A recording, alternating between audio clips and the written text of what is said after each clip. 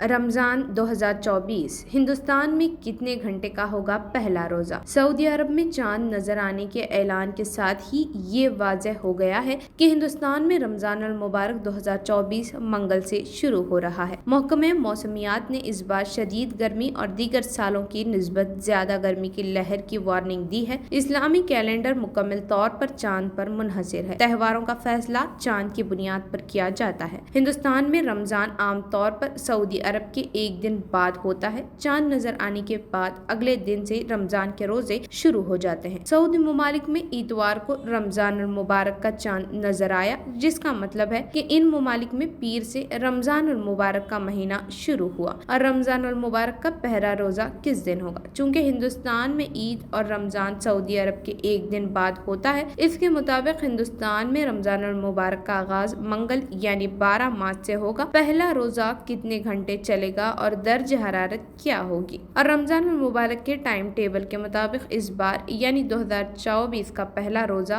12.25 से 13.5 घंटे तक 12 से 13 घंटे तक रहेगा।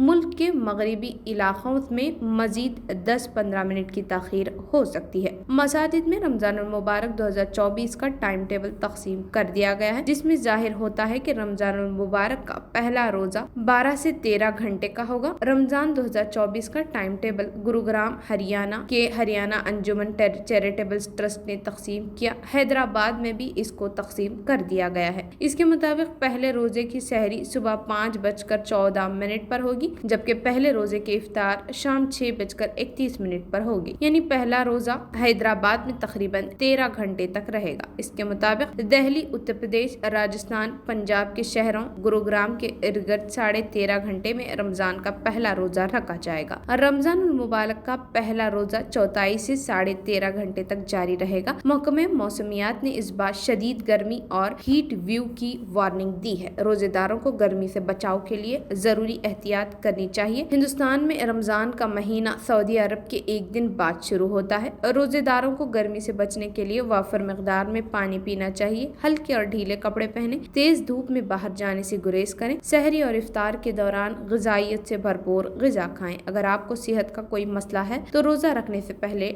डॉक्टर से मशवरा करें।